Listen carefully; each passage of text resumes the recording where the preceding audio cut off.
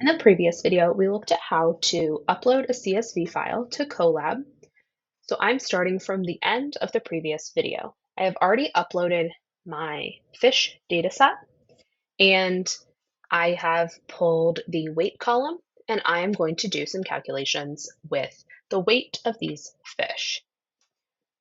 So we are looking at basic descriptive statistics here.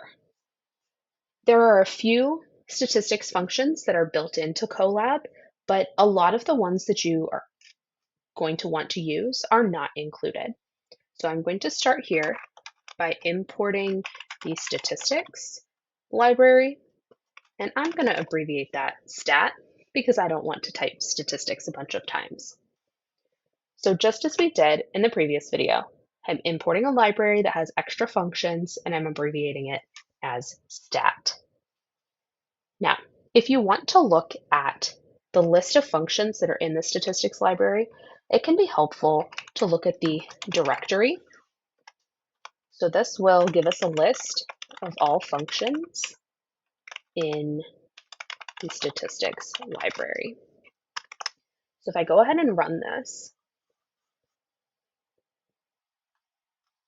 you're not going to need all of these, but you might notice mean, median, mode, standard deviation, variance, quantiles. Those are some functions that you might find useful.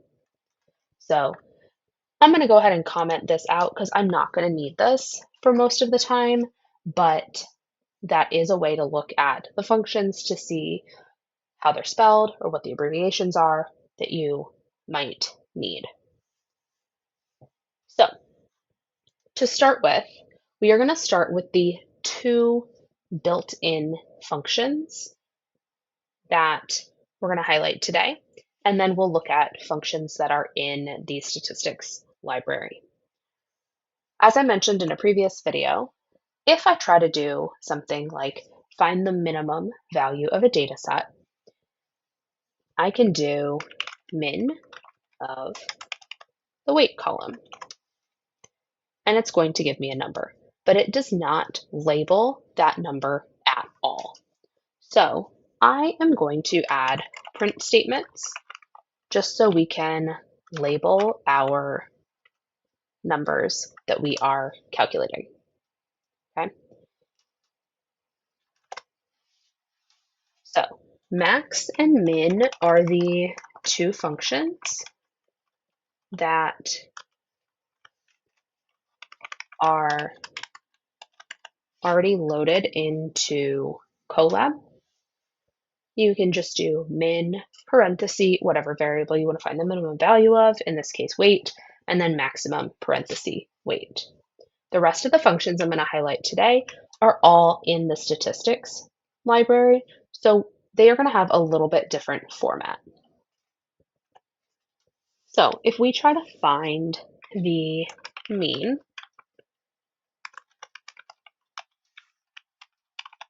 we need to say, I need you to go in the stat library, use the mean function, and find the mean of the weight. We're going to use the same format for the median. Go into the stat library, the median function, and then find the median of weight. So you can see what we're doing so far. Mode is a little bit different. If you go back to the directory, there is an option for a mode function, but I'm going to choose a slightly different function that I think is better. I'm going to use, in the stat library, multi-mode.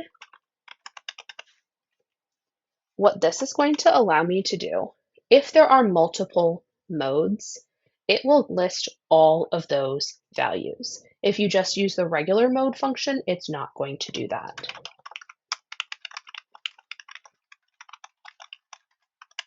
So this one is a little bit superior.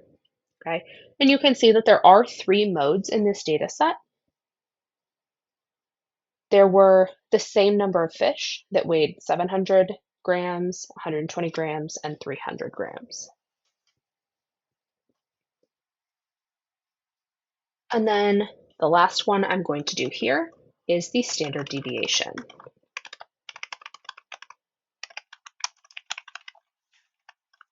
And like Google Sheets, standard deviation is abbreviated STDEV.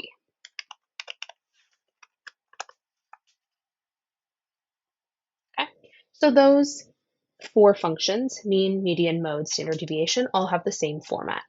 You type stat because you need to go into the statistics library, and dot, the function that you need, and then the variable weight in your parentheses. The last function that we're going to highlight today is quantiles. So let me show you what that does. I do stat.quantiles weight. Now, I will tell you, I have a really bad habit of forgetting the S on quantiles, and then it gives me an error. So remember, quantiles is plural. So you can see here, this gave me a list of 3 numbers. The numbers that it gives you are first quartile, the median, and the third quartile.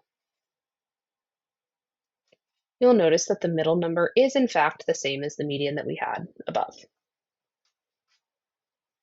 Now, most of the time, you don't want this format of output for these values. You want just Q1 or just Q3. As we discussed in the previous video, Python will label rows in a spreadsheet starting with 0. It will also label these columns starting with 0. So this is the 0 column, the 1 column, and the 2 column. So if I just want the value for Q1, I can add square bracket 0 after my function. For median, I would do square brackets 1. For Q3, I would do square brackets 2 afterwards. So let me show you what that looks like. I can do Q1 underscore weight is equal to stat quantiles weight square bracket 0. This will take the first number, which is this 120, in the quantiles output and store it as a variable that's called Q1 underscore weight. And then I'm going to print Q1 equals Q1 weight. And I'm going to do the same thing with Q3. Q3 weight, stat quantiles weight 2. I'm going to print Q3 is equal to Q3 underscore weight. So now I have pulled those 2 numbers out of that list that it gave us and have stored those as separate variables.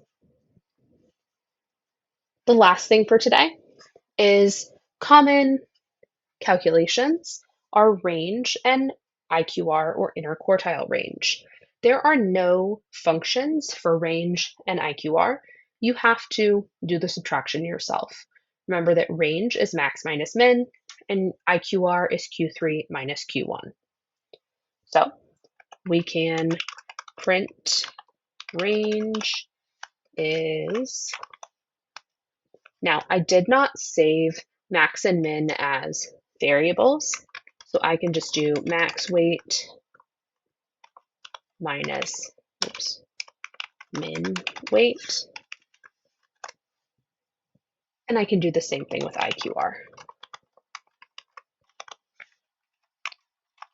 But with IQR, I did save Q1 and Q3 as variables, so I can say Q3 weight minus Q1 weight. And those are most of the descriptive statistics that you would want to calculate about a column of data.